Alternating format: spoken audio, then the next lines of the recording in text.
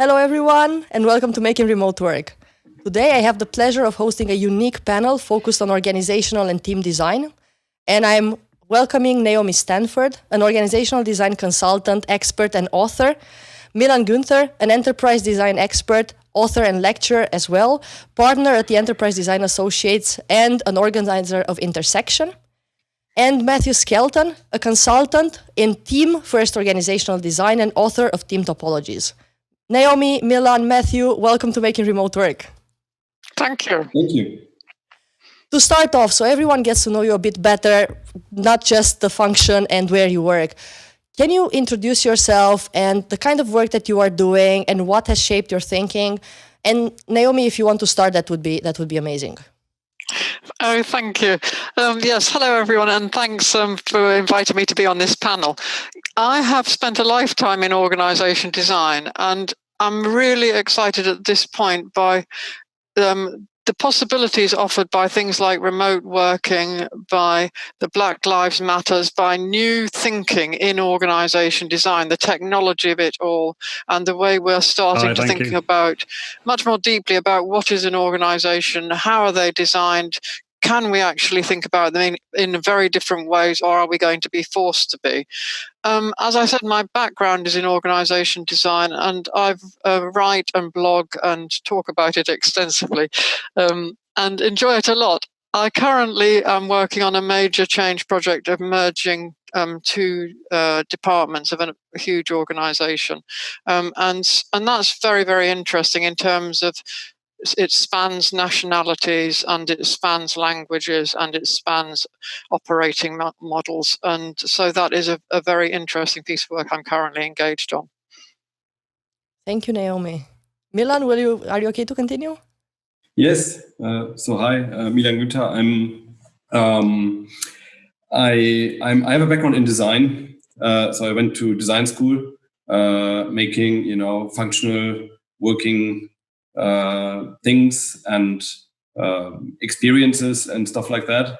And I kind of got into designing enterprises and organizations and operating models and these kind of things by realizing that oftentimes all those products and experiences and what an enterprise wants to deliver or what the goal of a business is will not actually be delivered if we don't look at those aspects that should be designed to deliver it, which includes engaging people, making people work together, designing collaboration, designing how we use and put together resources, how we operate our processes, how we relate to partners along the value chain, and so on.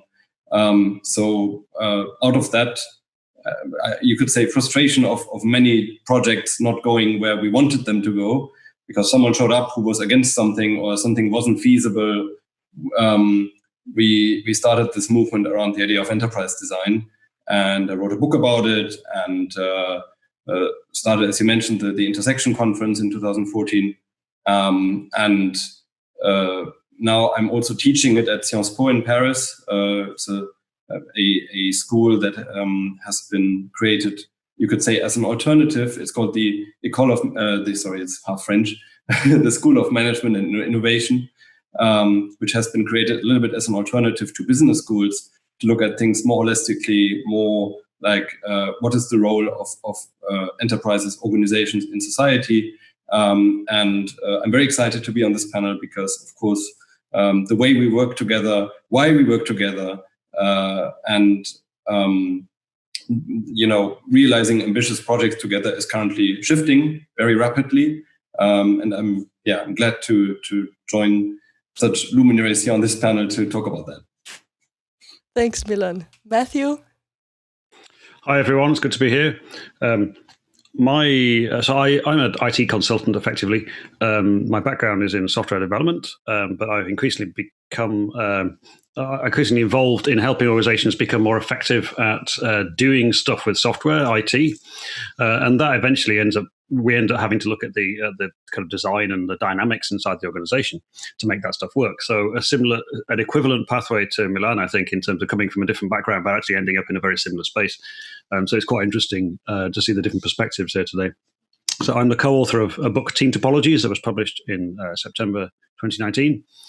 And this is kind of guidance and patterns for organizations that are doing a lot of things with software and how to think about arranging teams. It turns out that with software, there are some additional kind of constraints or things that we need to think about. Those things also apply in other engineering contexts too, aerospace and automotive and things, but they're particularly obvious in a software context. And so we put together some basically our experience and some case studies and things. What's been interesting is actually that organizations have started to apply these patterns outside of a software context. So we might get a chance to talk about that in the session today. Perfect. I'm looking forward to it. Now we start with what's on everyone's mind, right? This pandemic, COVID-19, and how this has affected organizations. I'm sure you have been contacted by companies, because you are consultants and experts, to see how they can make the shift either to a new way of working, to remote working, working from home. What were the main questions that were addressed to you during this crisis? So I think there's kind of two kinds of organization that I've seen. One kind of organization is the organization that had already adopted a kind of remote first way of working, or at least had adopted an organizational culture that made remote work very straightforward, because they had high trust, they had good communications between individuals and between teams and groups inside the organization. They were very transparent in most of what they did. And so those organizations have thrived, and I've not heard from those organizations really, apart from in terms of kind of case studies or in terms of being able to celebrate what they've been doing. It's the organizations that did not prioritize transparency, trust, and good communications that have been really struggling. So those organizations have been kind of reaching out to say, well, we've got to do something. Can you help with kind of accelerating our move towards something that's more effective? We like the material in the Team Topologies book and the talks and things you've done online, Matthew. So how can you help us to make this transition more rapid? So I think the pandemic and similar things recently have really made it very clear to pretty much every organization, at least in a kind of knowledge work situation, that the old practices of being able to see someone sitting at a desk and therefore believe that they're working are just kind of, I mean, they've always been irrelevant, but they're clearly no longer relevant at all now and not sustainable. So it's been very interesting to see that kind of become massively apparent for lots of organizations. And Matthew, just to were these mostly organizations that were moving remote, or just normal organizations wanted to be more effective? So effectiveness was the goal, not necessarily moving remote. Well, I mean, a lot of these organizations, effectiveness wasn't necessarily the goal at all. A lot of these organizations had a goal around efficiency or around sales metrics or whatever. They've realized that those things are not achievable unless there is high trust and decent levels of transparency and communication within the organization. But those were things that they had not yet invested in, and so their goals were not even achievable anyway. So they've really had to rethink about their kind of priorities and how they conceive of how the organization sort of works internally. Thank you. Milan, what was your experience? Well, I think initially everyone was, I think two things happened. People first were really concentrating on, I would say, the practical and tactical side of the changes. Oh my God, everyone is at home now. What can we do? How can we work together? How can we not get a big belly sitting in front of Zoom all day, and deal with security and things like that. And for us, a lot of the projects that were focused on innovation and delivering new things got actually postponed or cancelled, especially in those industries that were heavily impacted. And the first needs that arose were kind of, how can we keep going? And how can we replace what we had together in the office with something that works just as well. And then slowly, I think the more fundamental questions were coming to the surface, which is, people don't want to go to work anymore, actually. People enjoy being at home and have the new liberties. People ask themselves, are we actually, is this the right thing to do in my life? Because the routine of going somewhere every day was completely broken. Companies also were challenged a lot. Some had to shift rapidly and radically what they're actually doing. So it's not just about how we work together, but what is it actually that we are doing? Maybe the product or service that we deliver is not actually working anymore. No one wants it anymore. And so over time, we saw a shift from this initial tactical scope to more fundamental questions. And right now, we see this trend that companies are struggling to get people excited about work again. Some very interesting questions that Milan and Matthew has brought up in terms of not just the technologies and the home working, but from a sort of design perspective, when I think about a whole organization, a lot of organizations that I'm working with don't have solely home workers. They have people in the front line who are doing stuff face to face, like retailers or other people, driving instructors and what have you. And that what I'm seeing is, how do we make a working organization that recognizes the different values and the different lifestyles and the different needs and wants of people in a way that is a very different pattern from that we've had before. What we don't want to emerge is a home working tier and a frontline tier, particularly when the home working tier is generally better paid than the frontline tier, who are doing the more useful work, essentially. So that whole question of how do we think about a workforce in a different way, and who brings value and where should they work, is coming up quite often in the discussions that I've had. The second thing that is coming up, and it is repeated in several surveys, is how is the role of the leaders changing? And Matthew alluded to trust and transparency and that sort of thing, and that is a very different role for leaders in many organizations who are thinking of command and control.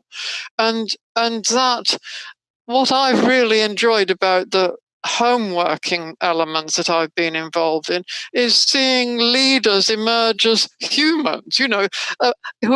A CEO whose child of 2 jumps on his lap in the middle of a Zoom meeting, it can be quite unnerving when you're a CEO and that doesn't happen in a kind of face-to-face business meeting.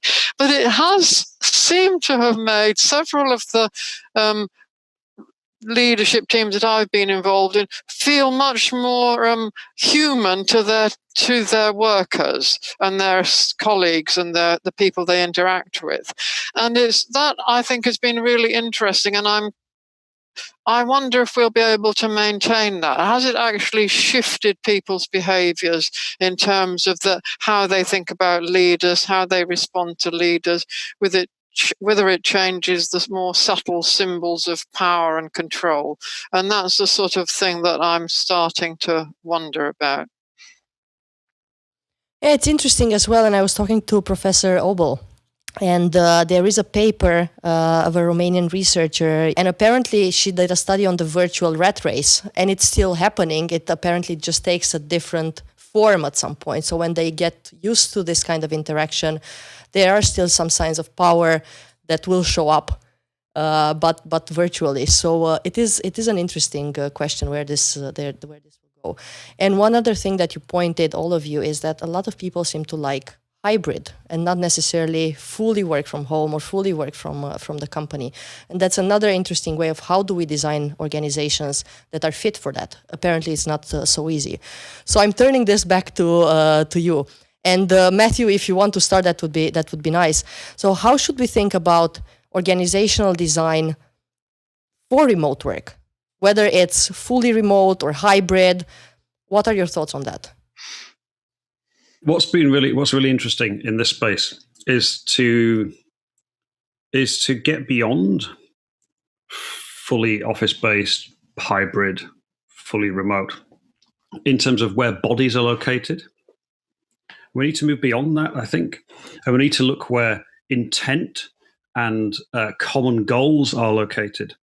And for me, that's a much more useful lens to think about what an organization is for and how it works. So you can have, for example, a team of, say, 8 people. They can be in the same physical building. They can be around the same set of 8 desks, and they might never talk to each other. And I've seen this in consulting work I've done. I'm sure lots of people have seen this. They don't even talk to each other.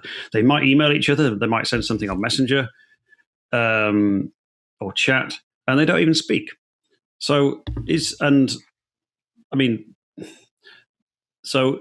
purely being physically located doesn't necessarily mean that we're actually having a sense of a team or a shared purpose. On the other hand, there are organizations that have been doing fully remote work for nearly 10 years. And they have a very clearly defined sense of purpose for different parts of the organization, different groups, different teams. And they share very widely and very clearly what they're doing and how and why and when and what they've done.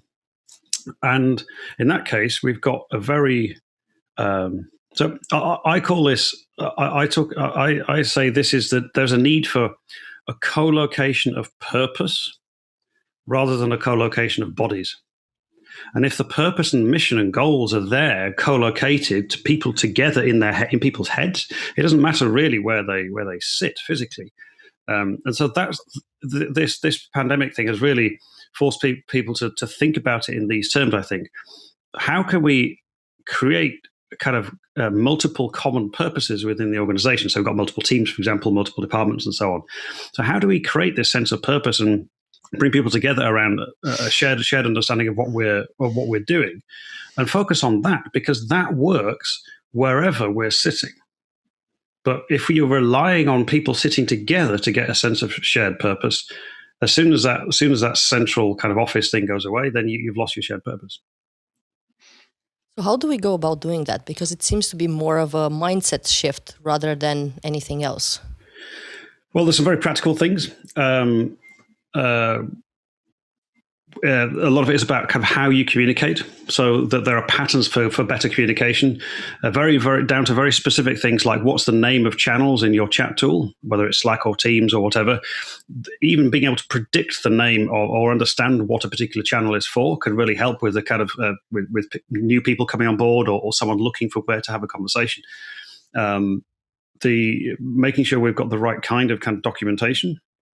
So we've got a discoverable page somewhere in the company's kind of documentation, wikis and that kind of thing, and it should sort of describe. We should have some expected standards around what that looks like, so that we know where to look to get certain kind of information. In a software context, we go a bit further in Team Topology's book, and we talk about a team kind of exposing its kind of behavior and purpose in a very specific format to enable, which kind of mirrors the kind of format we use actually at a software level, and that was deliberate. And that then makes it easier for other teams to understand how to interact with that other team and how to what expectations each team should have about that communication. So a lot of this, I think, is increasing clarity and expectations around how different parts of the organization should interact.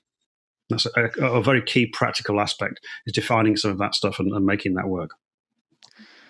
Thanks so much. So if I could comment on that, I think that idea of purpose is very interesting, because I've just been reading a blog by Leandro Herrero. I don't know if you know him, but he writes very interesting blogs on viral change, and he often rails against things. And one of the things he was railing against this week was the idea that we all need a purpose, which I thought was very fascinating of idea. But there is something about what do we call that shared sense of a sort of desired outcome. And I noticed, particularly during the pandemic, which I find very interesting, is how communities, social communities, have come together. So you get all these wonderful clips of people on their balconies in Italy all singing a song together, or, they go off and ring a bell at 8 o'clock on Thursdays outside their front door. And, or, at a sort of more serious level, you get groups of people cutting up sheets and sewing PPE equipment and scrubs for doctors and things. And those people who are doing that together have never done it before together. So there's something in what are they doing that is related to purpose potentially, or maybe it's related to social value, or maybe it's related to feeling a sense of altruism, that you have to contribute in a shared difficult experience and so on. And I wonder if we're looking at those sorts of what's really going on in our communities to help us think through differently about the organizations that we work in, because all of that goodwill and contribution and skill level is often not used in organizations.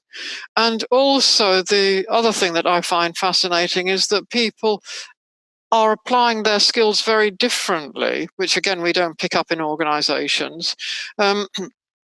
Because we tend to typecast people in particular roles. And there's a very good writer, Margaret Heffernan, who's just written a book called Uncharted.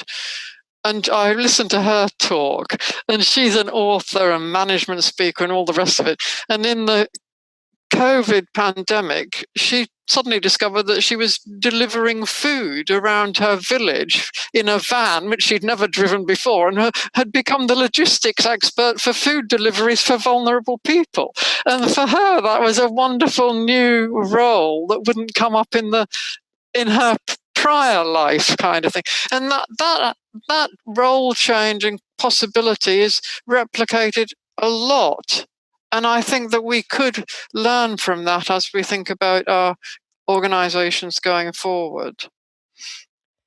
It's a very interesting point, that you raised with the purpose, because I feel that it's often the case that words or terms that are hyped then get or trigger some kind of a rejection from parts of and it's not without reason, because I think purpose is a particularly loaded term, because there are some people who think about that term just as really like a reason to live. Like in French, every company wants to have at least, or in France wants to have a raison d'être, so a reason for existing. Is that what we mean with purpose? And if yes, then what is that? And I don't know. Sometimes I also make the exercise to just translate a term to German to see if that changes anything in my head. And the translation for purpose is Zweck, which really means very it's the reason why you would do something. And if an organization or company or an enterprise doesn't have that, then why would it exist? But the idea that this has to be something of value for society or for the planet or even for the people delivering it is it's not a must. I would say, and maybe your purpose is to gain a living, and that's the purpose. It doesn't mean that the purpose doesn't exist, and it gets into these terms. So I would actually go so far and say every company has a purpose. Might not be a purpose that you judge worthwhile pursuing, but it has one. Otherwise, it wouldn't exist probably. And the same goes for terms like culture. Like at some point, everyone said, "Oh, we have to culture eats everything and everyone for breakfast and lunch.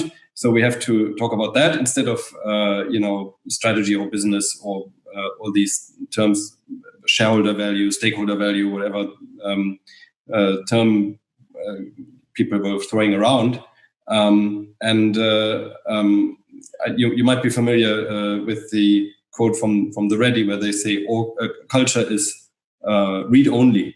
Like, they often use these computer metaphors for it's a read-only thing. You can only read it. You cannot write culture.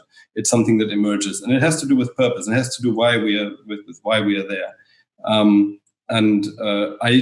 My theory is that the crisis just made these things much more visible, just because it's easier to not think about these things when you are in a routine. You go to the office each day. You are basically paid for spending your time there, sitting at a desk, and then you go home and you switch purpose and you switch culture, and that's fine. And suddenly it's all blended, and you ask yourself, why am I here? Why am I doing this? What am I doing exactly?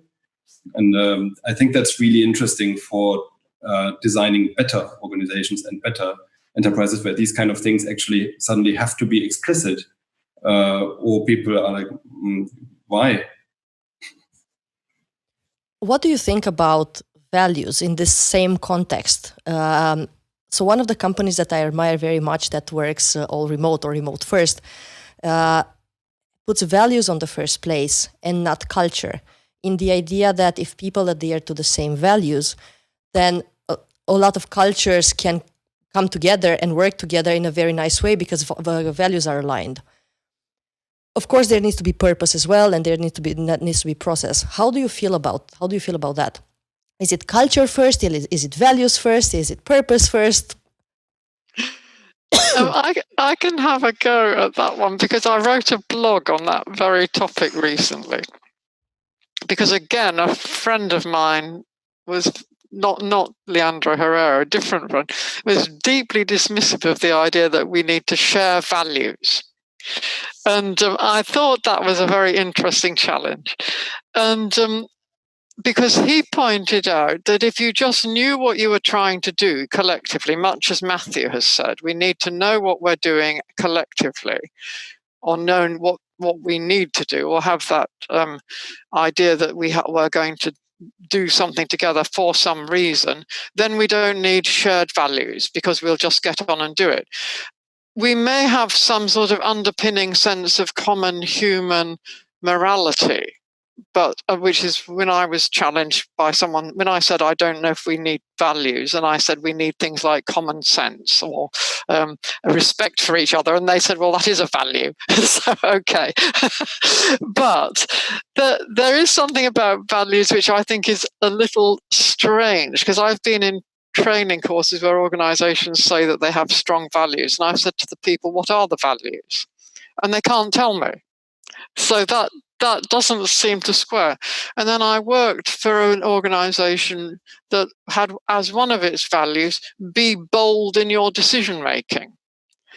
And I thought that was intriguing, because what does that bring risk to the organization? Is one person's boldness another person's risk aversion? You know, when you're thinking about the actual language of the value phrase, whatever it is, it's very, very difficult to pin anything on it in a way that is that you can operationalize. So I'm not very keen on these lists of values that organizations have. But I do think that they need to have a sort of underpinning principle that we will respect each other, or try and trust each other as far as possible, or whatever. Although that doesn't translate well in some cultures. And you have to be aware of the sort of values concept in different national cultures, because they play out very differently. So the unanimous decision is purpose first? I think something that isn't necessarily a management speak word like purpose, yes. I rather like the French or the German words. So how do we help Naomi, Milan, Matthew, companies, big companies, sizable companies that are thinking right now to moving part of their workforce remote or hybrid and doing all of this shift? Do they need to think about organizational redesign, team redesign, incentive redesign? How should they start? What should they do? reading what remote first companies have said about this, the biggest shift is that people are effectively measured on what they produce, on their output, or outcomes, even better, not just the volume of work, but what is achieved, rather than the amount of time they spend in the office. And that's the biggest shift. Now, that doesn't need any reorganization, that doesn't need any new organization design per se, necessarily. But it does require a very big shift in the way that we think about what is work, why are we paying people, what are they here to do. So I think the starting point is very much about, well, how do we even work out what outcomes we want? And that goes back to something like purpose. What are we trying to achieve? What would good look like? What would a good outcome look like? It's not necessarily about specifying everything up front. It's about defining what a good outcome would look like and allowing that person to achieve that in whichever way they can, or a team of people to achieve that in whichever way they can. So that's a very different way of thinking anyway for lots of organizations. It's I guess it's a redesign of the work, of the nature of work in the organization, specifying what we want to see out of the end, and then not worrying so much about the stuff in the middle. So the organizations should no longer be obsessed about how much time people spend at their desk. I mean, we need to make sure people are not burning out. But if they can achieve that outcome in 2 hours out of the day, then that's fine. Well, why should they be spending another 6 hours at their desk doing something when they've achieved that outcome? It's a very different way of thinking, and that would be my starting point that I have been talking to people about. Any other thoughts? Well, yes, I think it does require some redesign, particularly in organizations which have performance management systems based on competence levels, which I think hugely mitigate against discretion in how you do your job. And I also question somewhat the idea that you can specify what good looks like, because good to one person isn't necessarily good to another person. And if you want to specify what good looks like, you may miss opportunities, but I think that's context dependent. I don't know. Because sometimes some of the work I do, good results in a kind of better sameness, and what they've asked for is something radically different. But because you have a phrase that is very common, like, what does success look like? Well, supposing you said, I haven't a clue, we'll just try out some things and see what emerges. That would give a different outcome, which might be better, but it might not be. But to get to that level of experimentation or iteration perhaps would be a bit better way of looking at it in design terms, where you're constantly trying things out, does require organization redesign. So in if you would think about waterfall program management compared with agile program management, that's quite a shift in the way a lot of organizations work. And you see the difficulties that they have as they sort of tag onto the word agile and then try and organize themselves around agile, and nothing else in the organization can work with it because it's not designed in a way to support agile working. So I think that there is quite a lot of shift, but we probably don't know what the extent of the design implications are. And it would be helpful to us if we didn't try and predict what they are, that we sort of help them emerge and sort of nurture the differences as far as we can, given the need for most organizations have for trying to control stuff. What's been nice about the pandemic is that it's uncontrollable. We don't know how to deal with it. So we've had to learn as we go along. And now it's sort of apparently becoming more controllable in some aspects. There's a danger that we'll start to try and control it. Controlling the pandemic will probably be sensible, but those same mechanisms that we allowed ourselves a emergent mindset could be helpful going forward. So absolutely. I mean, this is a fundamental need in organizations right now, because we've got the current pandemic, but this is not the only pandemic, right? There's going to be another pandemic in a couple of years' time and one after that. This is just the way the world is now. Anyone who thinks that this is the only pandemic that's going to happen in a 100-year span is deluding themselves. We've also got a massive amount of climate change, which is going to accelerate over the next few years. There's going to be a huge amount of upheaval. And organizations absolutely have to set themselves up to be adaptive and responsive to very different situations, different legal and trading situations, different work situations, different technology situations. The nature of food will change. All sorts of things, particularly in the kind of how things get specified from a digital point of view, are going to radically change over the next decade. And so absolutely, the way which the organization should be thinking about how it does work needs to change. It absolutely needs to be setting itself up in the right areas of the organization to do effectively continuous experimentation, adaptation to ideas and discovery, and use multiple different approaches to doing work inside the same organization, depending on the specific context. In the traditional organization of the 20th century, for many organizations, that was a reasonable model. The nature of the changes from the outside the organization were relatively small in many cases. Now we're in a situation where the pace of changes is actually accelerating, and so organizations that want to survive are going to have to look at multiple techniques for adapting on a continuous basis. And that includes adapting how we do work and how we even think about work. For sure. And one other thing, and maybe Milan, this is a good question for you, is we didn't know how to stay innovative by working remote, right? Because the tools weren't necessarily there. Zoom is not necessarily a tool that you can use, or the phone or email to be innovative.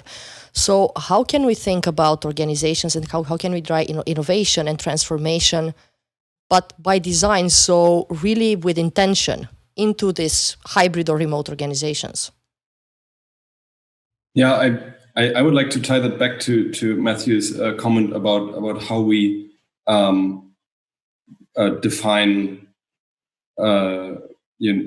like success on an individual level. And I think this is the paradigm. This paradigm shift really is connected to everything else, because so it used to be like management pretending that management as a discipline, basically as an area, as you said in the 20th century model, to pretend that everyone is the same. Like, it doesn't matter what you do and who you are. You have to do marketing, and you have to manage the human resources, and you have to do operations, and you have to do this, and you have to do that. And then people tried to add just innovation to the list. No, you have to do marketing, but also innovation. And what we see now with the context radically changing is that this actually doesn't work. And there's an awful lot of systems theory suggesting actually that a complex system like an enterprise or an organization that consists of humans that have behaviors, and these behaviors are to a certain degree independent, so we can plan them. We cannot put you there and say, now you work 8 hours on this and we pay you that, and then everything works like a machine. Requires actually setting up experimentation, it requires interacting and probing the system like the organization on the inside, but also the market or the markets that it addresses, like the job market, the market with the customers and so on. And not only allowing people to experiment, but really working in this mode. And it is connected to this shift in, I will not reward people for time in a location, but for achieving something. And this something has to be found out in experimentation.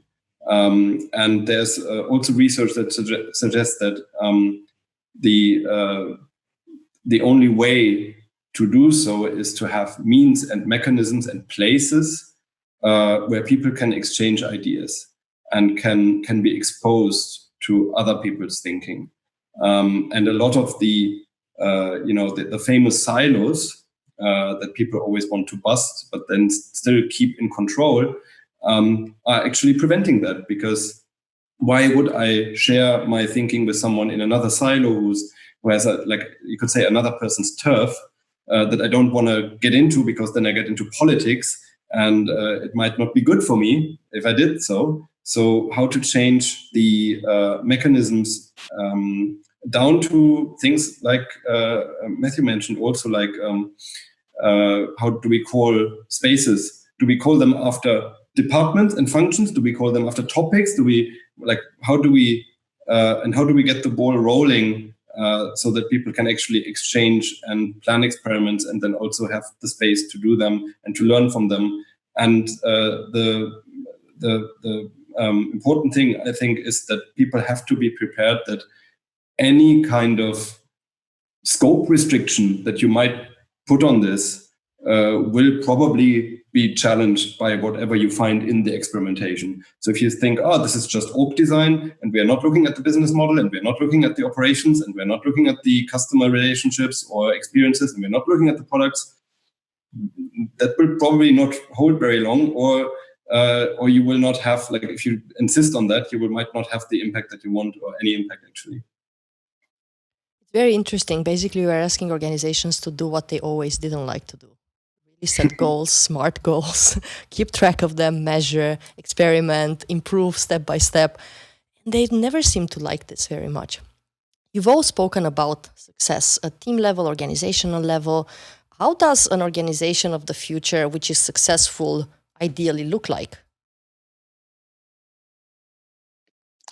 I think that's a very difficult question to answer, because what I was just reading earlier today, 4 possible scenarios on the pandemic. So, you have another wave, or you recover slowly, or whatever. And then I was listening to someone else talking today about we're currently in 4 simultaneous crises. So there's the pandemic crisis, there's the humanitarian crisis of livelihoods, which has been caused by that, there's an economic crisis, and there's a political crisis. Look how many countries have postponed their elections, for example. And you've got those 4 crises occurring at the same time. Now, then when you start to think, what does success look like for an organization? It might be that they recover, whatever that might mean. It might be we've got no idea what success looks like. We just have to carry on muddling through and hoping for the best. Or it might be something completely different. Or success might be, we've done this for 30 years as an organization. It's time to stop. And a few months ago, Milan and I had a very interesting discussion about a term that Milan then coined of enterprise hospices. At what point do we stop thinking about organizations as having to have a successful future? Does an organization have a lifespan exactly like a human being? And we should design for that. We will design cars, or we will design services for a particular lifespan, not for ever, or for sustainability in the terms of longevity. And I think, look, Matthew's getting a book. I think that's a very interesting concept of what on earth do we mean by success? Does success in terms of the 4 concurrent crises look very different depending which combination of them plays out? It's a very interesting point. So I just grabbed a book off my bookshelf, and it's called Scale, and it's by Geoffrey West, who's a physicist. But he dived into the kind of lifetime and scaling effects of lots of different things, including organizations. And there's a part in there where he's talking about lifetimes of companies and why companies that get too big might end up naturally having to die off and things. There's some really interesting dynamics that to look into. We're starting to see some ideas about that emerge.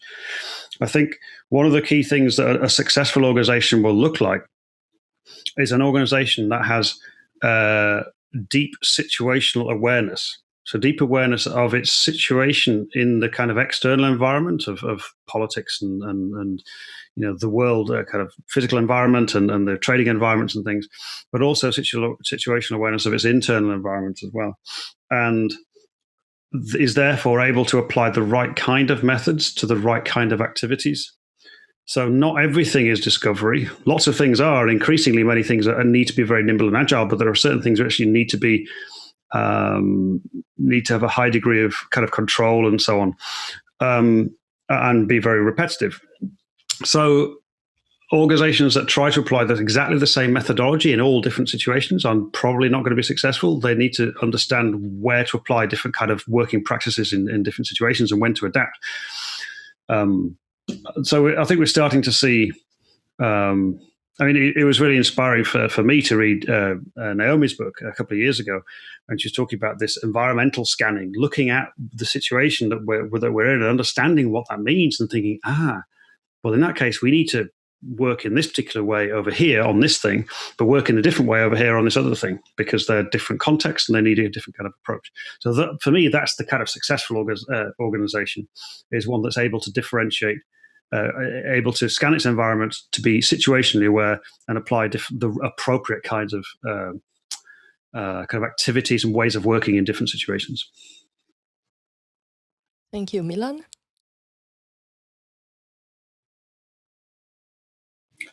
I would say, it's tough to say. There's no best practice, because of the very nature of the problem.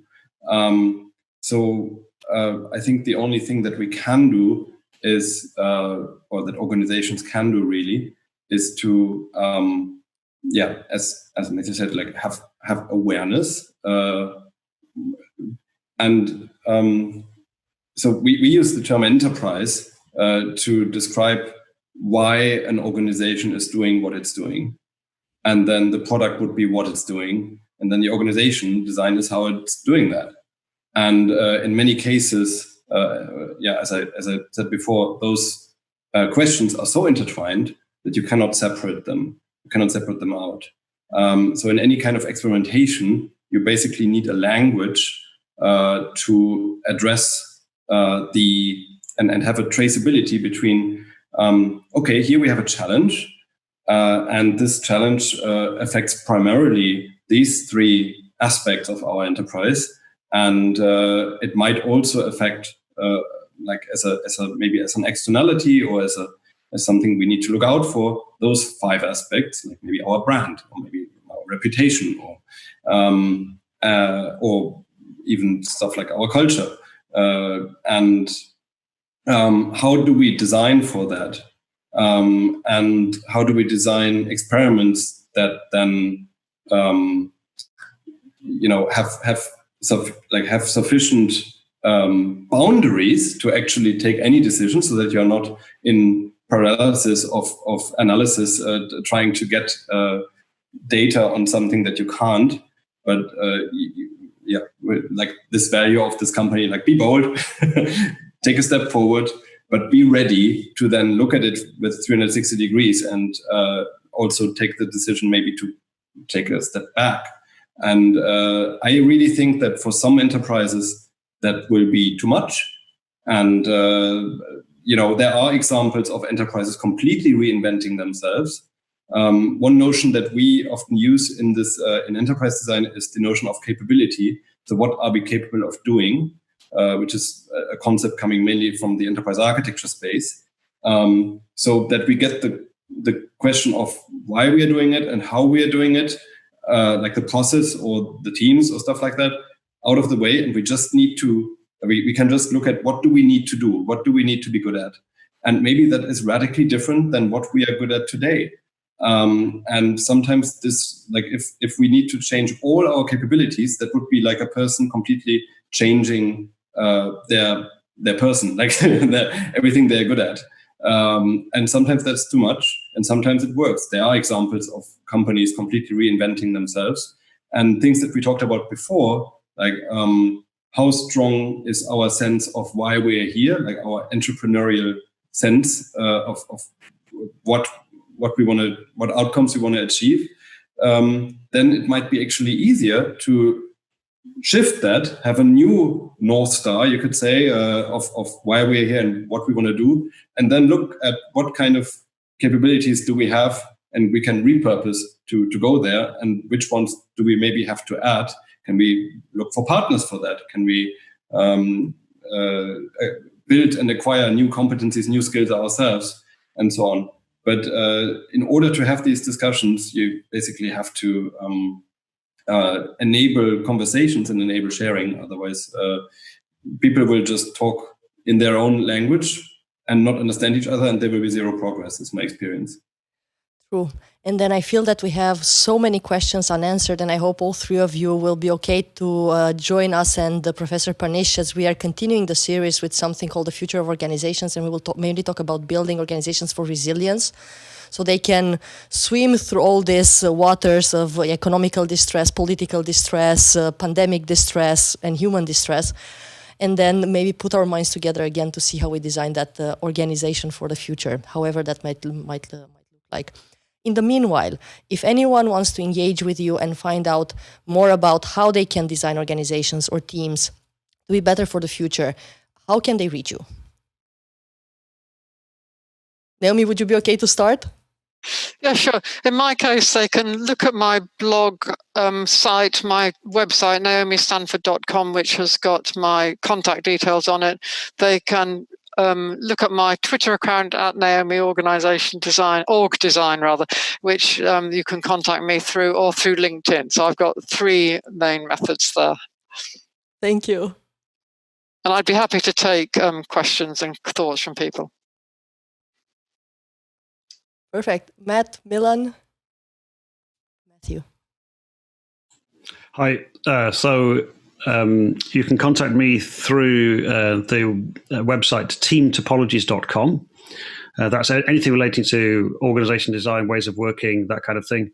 I'm on Twitter as well, Matthew P. Skelton, and on LinkedIn. You'll find me there too. So yeah, please send any questions my way. I'd love to have a chat and discussion.